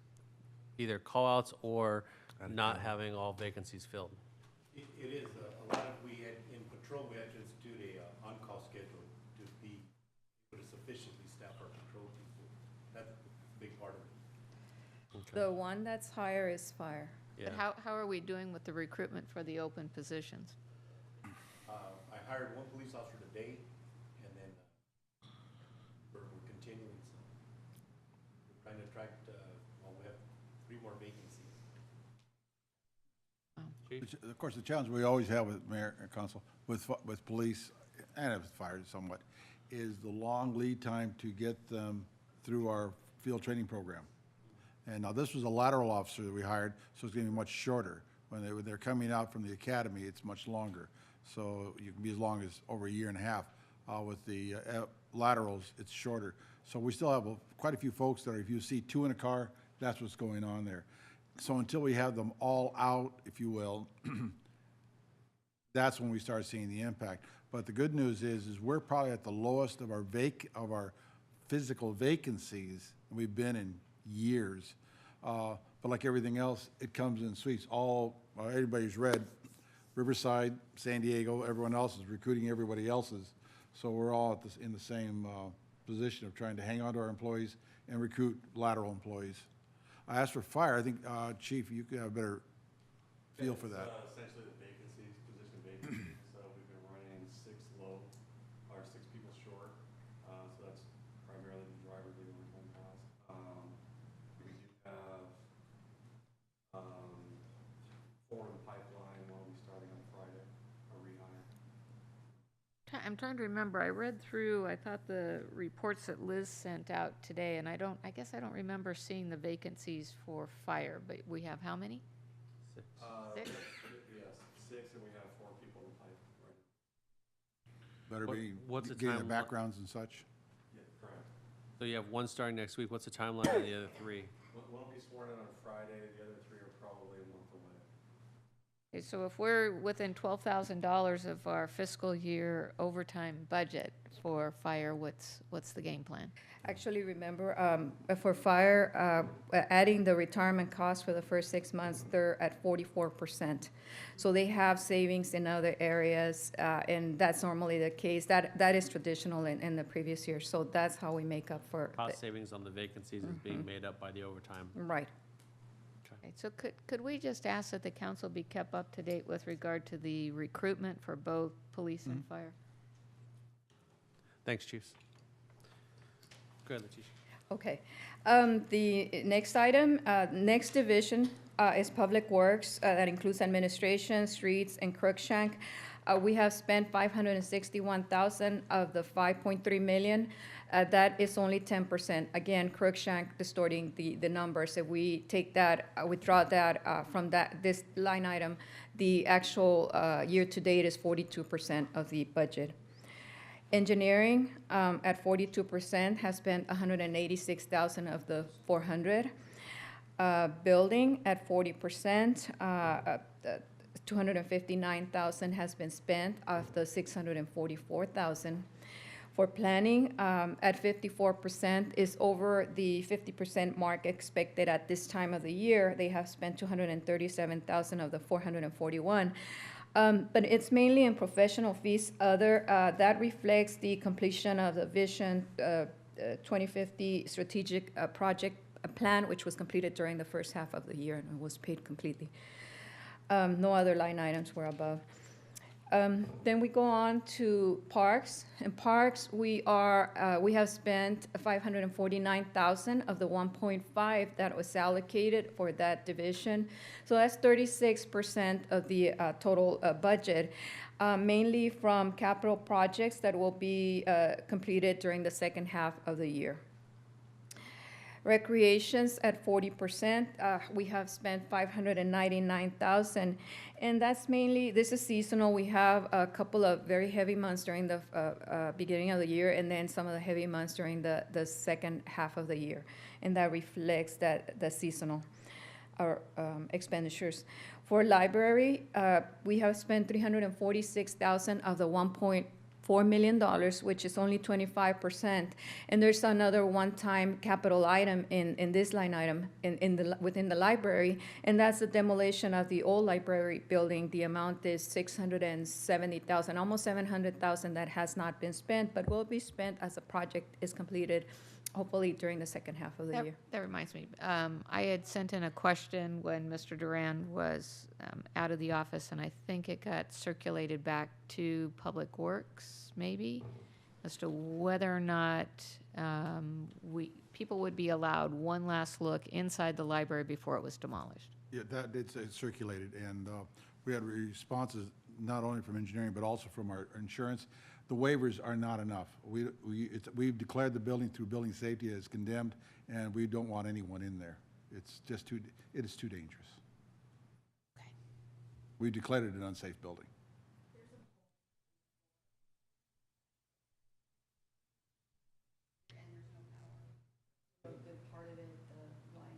Yeah, the important part is the waivers really don't give us any protection. We declared it an unsafe building.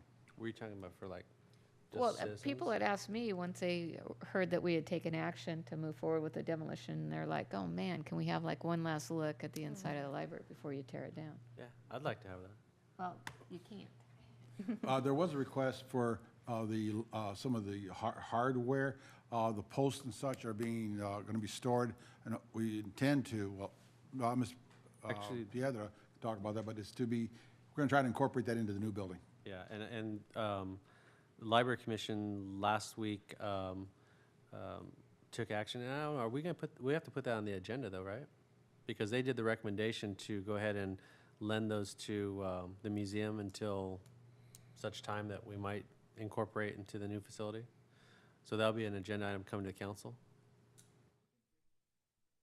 Okay, maybe we can add that to next week since we've got a really short agenda. But there was a request from the museum to requesting the 2 light posts. Out in the front. But there is at least a desire or a plan moving forward to incorporate those into the new library, but not knowing when that's going to be, Library Commission recommended that we go ahead and loan those to the museum until such time that we either decide we need them or we don't, so. Okay. Economic, after library, the next line item is economic development and blight elimination. We have spent 210,000 of the 483 that was allocated. That's 44%, a lower percentage than the 50, as there's salary allocations to grants, thereby reducing the expenditures within this line. Transfers out for other post-employment benefits, we have transferred out half of what we allocated, 182,000. Overall, we have spent $11.4 million, or without Crookshank, 41% of the amount allocated per the budget. And then we move on to fund balance, reserved, and designations. We, the beginning fund balance as of July of 15 was $13.5 million, almost 13.6. Per the revised budget, we are projecting revenues of almost $30 million, and then estimated operating expenditures of $32 million. Giving us a total fund balance as of June 30 of 16 of $11.5 million. However, the reduction, that's a decline of $2 million. The breakdown of the $2 million is, again, we had in the budget approved $700,000 for the one-time expenditure out of fund balance, and $700,000 for the demolition of the library. And then, as I mentioned before, we had to do a budget adjustment to our revenues in the amount of $500,000 to reflect the lower amount being allocated from RPTTF. That's $500,000. And then $800,000 was a budget adjustment to accommodate the increase in salaries approved subsequent to the budget. So overall, the decline in fund balance is $2 million projected for this year. And we're estimating that the total fund balance, again, 11.5 at the end of the year. Per the city's financial reserve policy, we allocate for the various liabilities and for economic unknowns, and we have been able to do that. We have a 10% allocation out of the $11 million. That's $3.2 million for economic unknowns. We have allocated for vehicle and major equipment replacement $4 million. We have allocated for our leave liability $1.5, for Crookshank $1 million. For the building replacement, 1.6, and then revenue stabilization, in case our revenues don't come in, we use the 216,000. On a note, with regards to vehicle and major equipment replacement, while we have designated $4 million, our goal there should be approximately $16 million, which is the amount of accumulated depreciation on our capital. That's furniture, vehicles, major equipment, and so on. We are at our 13% estimated, there is only 13% estimated remaining life on our capital. And that's one area that we really need to focus in the future, one of the areas that we will focus in the future to be able to renew and start renewing our capital, basically. With regards to accrued leave liability, we have $1 million, like I mentioned, and that is adequate. That's right on target with our liability. For the Crookshank, as I mentioned, there is $4 million in the budget for the expenditures. But the project is expected of anywhere from $4 to $6 million, at a cost of anywhere from $4 to $6 million. So we have a contingency here of an additional $1 million for that project. Alicia, we have a question. Yeah, just in regards, and I apologize if this question may sound stupid, but can you kind of define what accrual leave liability means and what our policy is on accrual leave? Yes, our accrued leave is our vacation, our comp time, the amount of money that is paid out when the employee leaves the city. So basically, we need to accrue, put together, save a certain amount of money for when those employees leave, so that we have the monies available to pay for that.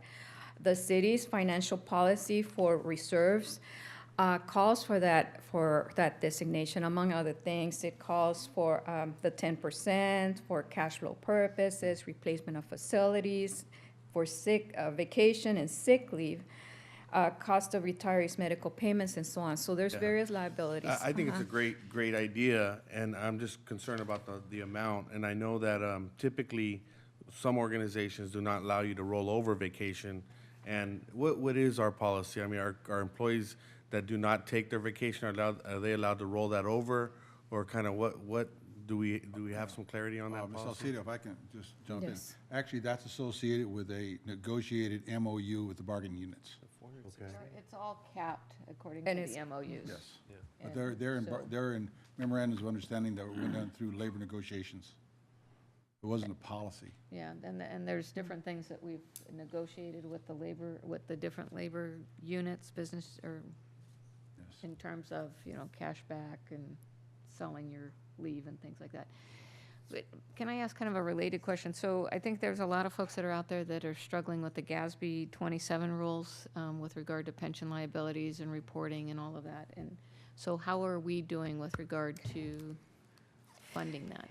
With regards to OPEB, as you recall, a couple of months ago, we had a presentation by Bartel, and he did an actuarial study with regards to OPEB, and we, according to that report, we have a liability of $6.8 million, and then, but we have a actuarial value of the assets in a trust of $7.4 million. So we are 108% funded in that liability. We currently have an asset. That means that we have more money than our liability.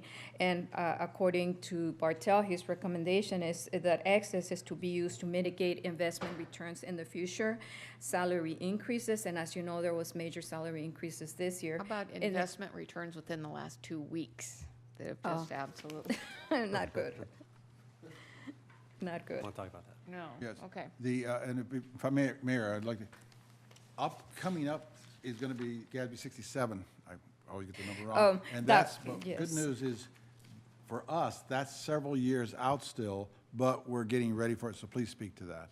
Well, And that's the actually, pension. we also had an actuarial study done by CalPERS for our miscellaneous and our safety plan to be able to comply with GASB 68, which requires that we note in our financial statements what our liability is with regards to those two plans. And let me see, where do I have it? Those two plans,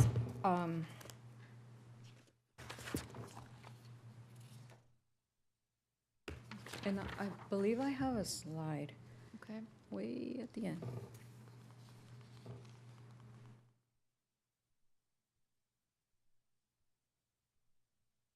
Here.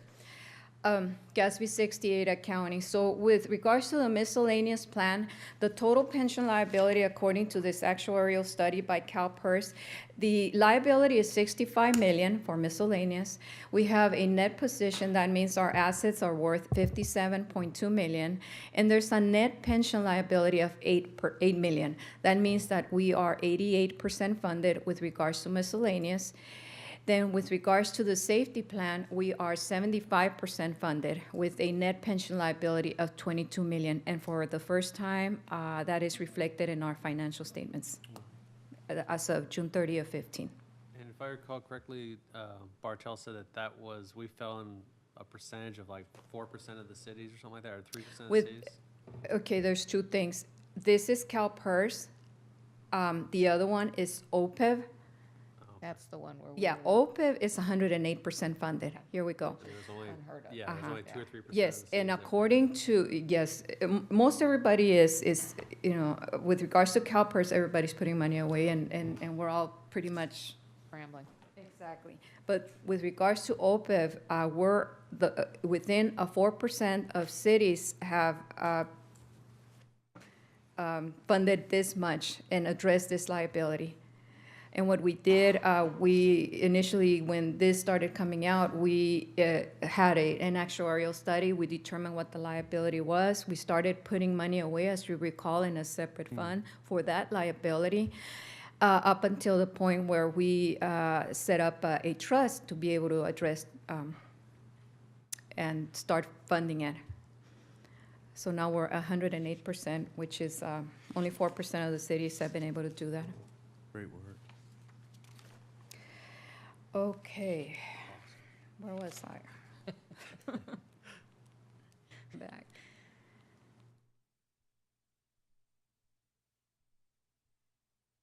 So that was fund balance. With regards to challenges, as we move into the next budget season for fiscal year 2018, it is important that we look at some of the challenges that we might see in the future. Number one, as you saw and as I mentioned, is we had a $2 million decline in fund balance this year. So we need to address it. Some of it was one time, it won't recur again, so the shortfall will not occur in the future. But it is a concern in light of the other challenges that we might experience. Increase with regards to operational expenditures, that's the second bullet. As you know, we need to start preparing for when the aquatic center opens, and I did a review of other cities' expenditures for their aquatic centers. I adjusted it to our level of operations, and I'm estimating that the cost to operate that facility will be approximately $600,000 by fiscal year 2018. Leticia, is that at a 12-month operation? Yes. Or are we looking at 8 months, or? That would be a 12-month operation. So to operate the aquatic, potentially to operate the aquatic center at 12 months, the estimated budget would be about $600,000. And again, I adjusted it to what I believe is our level of operation. That might change, it might be a little bit higher. I know for the other cities that I was reviewing, the costs were $1.2 million. They had very high revenues, they're affluent, more revenues coming in from that facility. So I adjusted that to our level of operations and so on, and 600,000 was my estimate. Yeah. With regards to, again, I've been mentioning this in the past, and CalPERS continues to increase. According to our last study, the estimate is 1.4 million by 2018, 2 more years of that. Then we have construction projects, some that we need to address in the future. We need a new two buildings, a new library and a police building. Then we have the Crookshank project, which is in progress, or will be starting soon, and estimated at $4 to $6 million. We have 4 in the budget, 1 in reserves, but if it's $6 million, then we need an additional $1 million out of fund balance. Then there's capital replacement, as I mentioned before. We're at the last 13% of the estimated life of, which would be 16 million that we will need to replace soon. That's machinery, vehicles, and equipment. So those are the major challenges. I already mentioned the library and the police station, and I kind of gave you a cost of what, an estimate of what the cost would be to replace those, but those are just estimates. We don't have anything formal yet.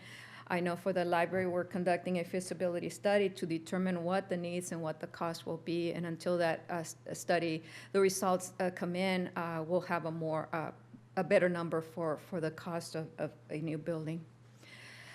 Can I throw one more potential capital project out for council to think about? We've been waiting for the county to move forward with a regional animal control service center, a new regional animal control center. And for all of the cities to get on the same book and page with regard to animal enforcement and codes and all of the rest. It looks like that project is not moving forward as quickly as we would like.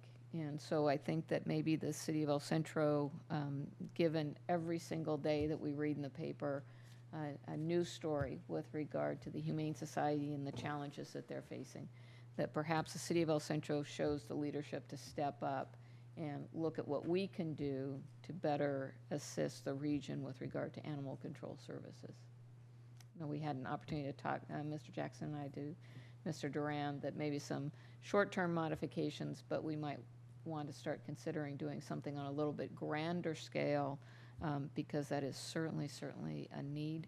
I think the other thing that we've identified as a pressing challenge, and these were in no particular order, but we've noticed recently, I think that the homeless population has really become much more apparent, and continues to struggle with not only housing, but then the related issues of substance abuse and mental health issues. So maybe we need to start looking more holistically at what kind of solutions we can come up with regard to homeless. I thought there was going to be an attempt to put something on the November ballot from the county, some sort of revenue generating mechanism for the regional humane society type. Half-cent sales tax. Yeah. Did that not? Well, I think that the survey was done. I'm not sure that the survey results have made their way to the decision makers yet with regard to moving that forward. And then there's also a lot of potential school bond issues coming up at the same time that might make the success of something like that difficult. Anyway, I'd like council consideration to think about that, and maybe even going so far as at a future meeting, think about taking a closer look with regard to the homeless issue. I know we have a homeless task force that maybe the council can maybe become more, I don't know, educated with regard to their current initiatives, as well as, again, if we can't see some movement with regard to the animal control issues, I think there's a real need there. We have community enhancement tomorrow. Maybe we discuss it then. Okay.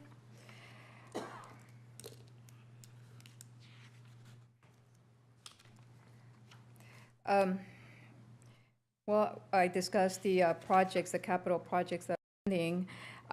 The funds available that we have set aside for capital projects, whether it be the library or a police station or a homeless shelter or animal control center, we have $7.6 million set aside for capital projects that could be used for either project. And then in addition to that, we have $1.9 million, which could be in addition, but only for a police building.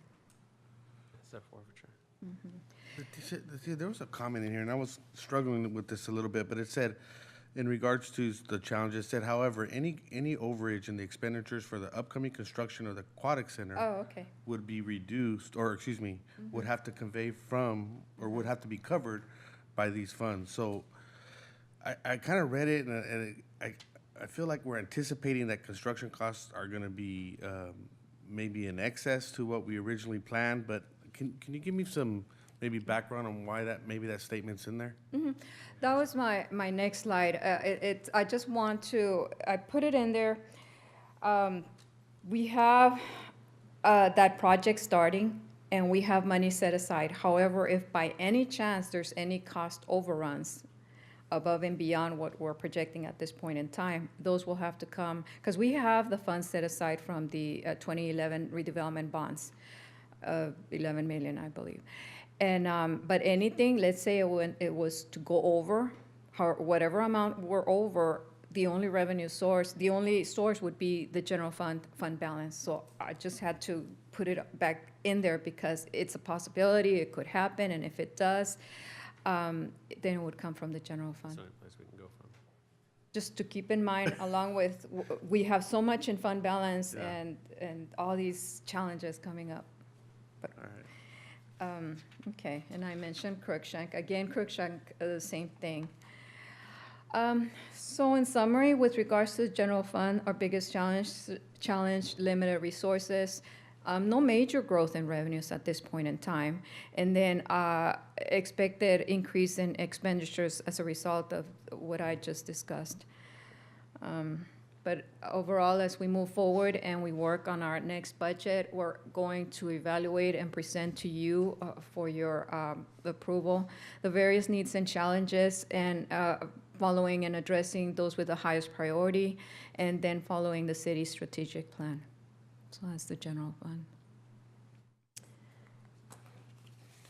On to water and wastewater. With regards to water and wastewater, both funds are doing well. Revenues and expenditures are on track. For example, we'll start with water and total operating revenue, the third line down, $4.3 million.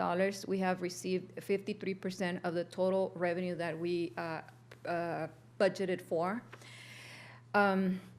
With regards to total expenses, the next highlighted line at the bottom, total expenses were at actually operating expenses, we are $2 million out of 4.9, which is 42% below the 50% mark, so we're not exceeding our expenses.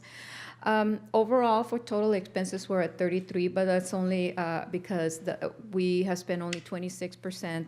That non-operating expense is capital and debt service, so some of the capital projects will be either completed during the second quarter of the year, and that's when the expenditures will hit the books. So overall, we're doing well. 53% of our revenues have come in water, and then we're below the 50% for operating expenditures. With regards to wastewater, again, the same thing. We have received 49% of our revenues, $4.5 million, and we have spent 47% of the operating expenditures budgeted for. Again, some capital projects will materialize expected to be started and completed during the second half of the year. And that is reflected with a lower amount than non-operating expenditures within wastewater. And that completes my presentation. Questions from council? Mr. Silva? No, thank you, Leti. Mr. Cardenas? Just excellent work again. I mean, Thank you. man, we so appreciate you, Leticia, and the updates and also the follow-up, so thank you. You're To your welcome. staff as well. Thank you. I will. I appreciate your conservative approach to budgeting, and I think that the Thank you. city is served very well by you and your department. Thank you. Thank you. I appreciate it. Absolutely. I think we always say the same thing, but it's always true. You and your department do a great job in bringing us the information and allowing us to make the tough decisions, but you give us all the information and make those decisions, so thank you. Great. My pleasure. Thank you. Okay. At this time, maybe we'll take a quick little break, maybe to allow our scouts to sneak out or Do their homework. Is it school night? I don't know if it's school night, but maybe take just a couple minute recess. All right. Okie dokie. Yeah. Thank you. And I'll see Thank you you. on Monday Monday at 8. at 8 o'clock.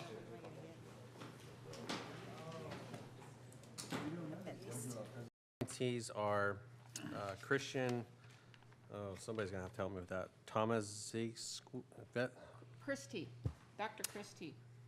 Yeah, okay.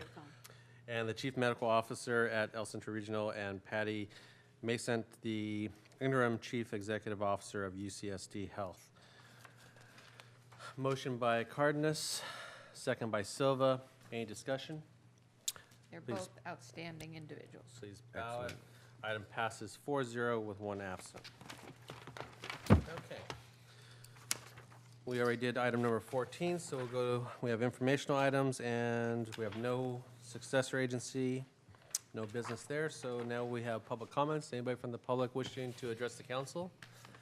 Seeing none, we'll come back to task force mayor council reports. Ms. Walker, you want to start? Okay, let's see. Last Wednesday, week ago Wednesday, I had the honor of being at the Southern California Association of Governments, where they surprised me with a little birthday party, which was kind of fun. It was their VIP reception for their General Assembly sponsors, and that was the night before the Southern California Economic Summit, which was held in the Los Angeles Hotel downtown on January 7th. So I'm going to pass this along All of this information is available on the SCAG website. They did an in-depth study with regard to the economic conditions of each of the counties within the SCAG region, and then did a bunch of different comparisons in terms of median income, jobs forecasted, all kinds of employment data. Here's the couple of pages on Imperial County. Again, all of that's on the SCAG website. I had the honor of introducing as president of SCAG, Governor Pete Wilson, Mayor Eric Garcetti from the city of Los Angeles, and then also the state treasurer, John Chung. It was really a great event. Let's see. Oh, here's some more at-a-glance information that was available at the Economic Summit with regard to the RTP SCS and how that's going to be creating all kinds of jobs in the SCAG region. Wanted to remind you that we do have a briefing on the RTP, the Regional Transportation Plan Sustainable Community Strategy for elected officials. It's January 27th from 5 to 7 p.m. at the ICTC boardroom. There's also some other public hearings, so if you're interested in participating, again, that schedule is on the SCAG website.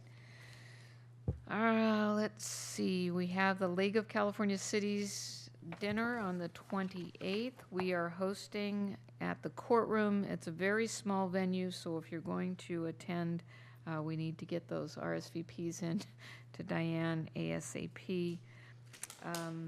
On January 27th, the Area Agency on Aging is holding a senior appreciation event at IV Expo from 10 to 2.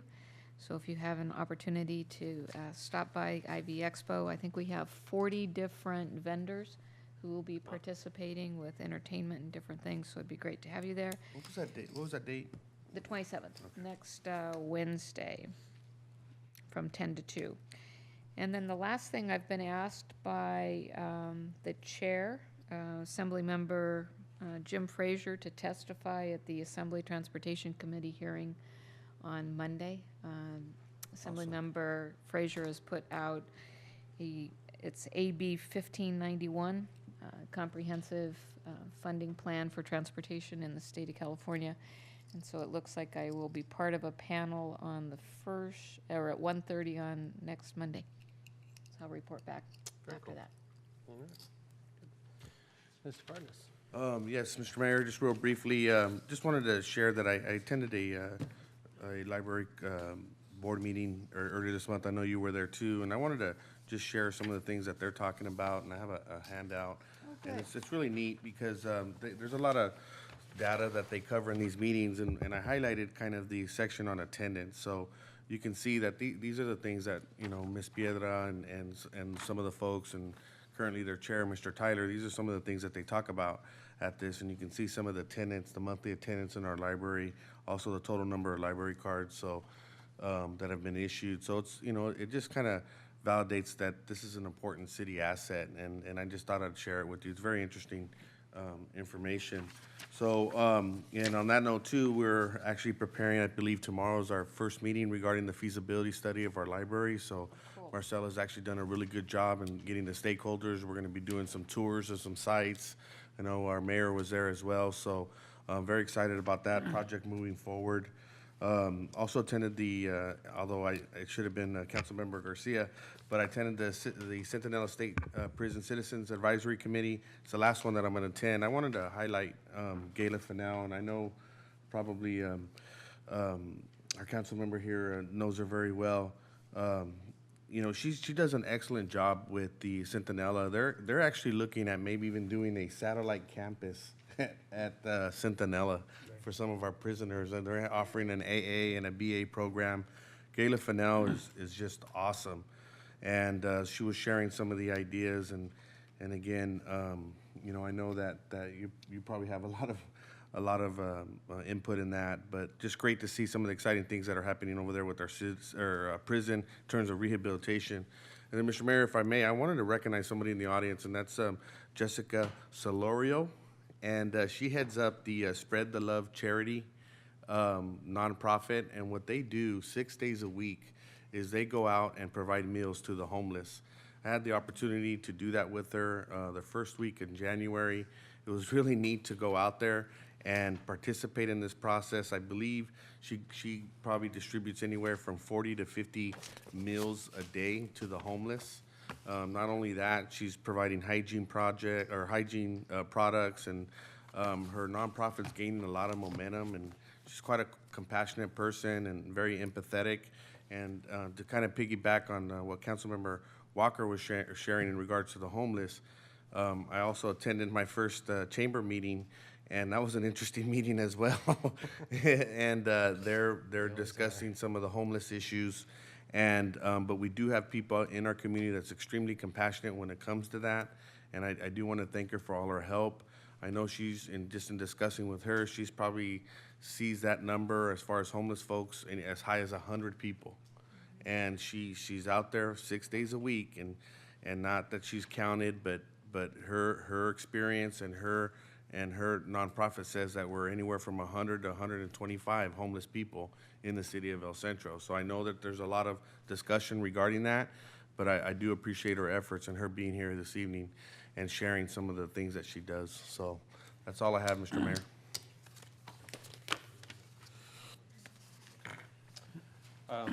Thank you, Mr. Cardenas. Mr. Silva.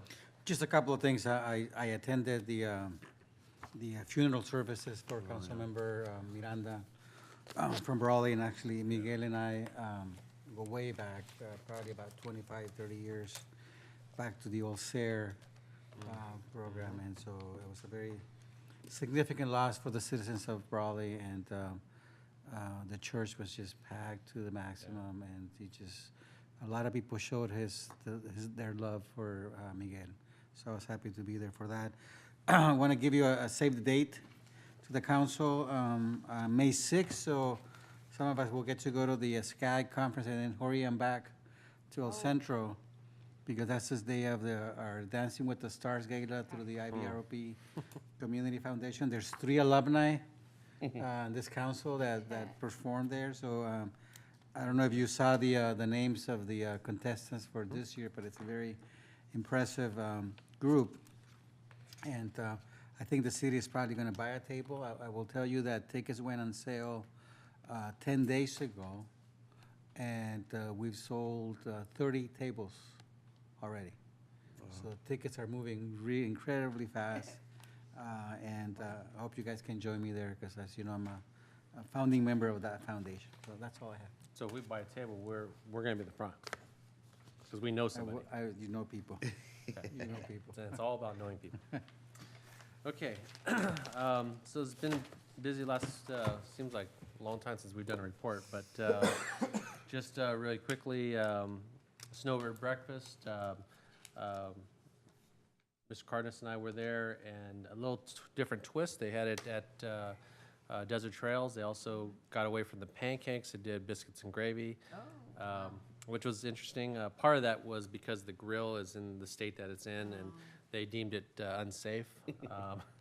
When flames are kind of shooting out the bottom, I guess. They think that's unsafe. Yeah, it's been like that for 10 years. But it was interesting, you know, and the snowbirds kind of, a lot of snowbirds hadn't had biscuits and gravy before. So, yeah, well, Canadians, it's not a big thing in Canada. So that was kind of interesting. Attended the MAG Peace Walk and gave a proclamation that night. It was pretty well attended, considering that it was raining, and many of us walked from the site of where Martine had been stabbed and killed to the courthouse, and did a candlelight vigil there. And it was just a really, I know it was a very tough moment for the Garza family to finally kind of come back to the site and kind of relive that. But I think they made some good inroads in some of the healing process of being in El Centro for that. Community Services Commission attended that, and the Library Commission the same day. Some talks about combining the two commissions to reduce duplicity and increase efficiency as far as bringing those two bodies together. Well received by both commissions, and I believe there's one slight obstacle that we're looking at as far as the education code, but That should be coming either the first or second meeting in February. So we'll be looking at that. Also attended we had, Ms. Walker and I had the City Attorney Task Force meeting Friday.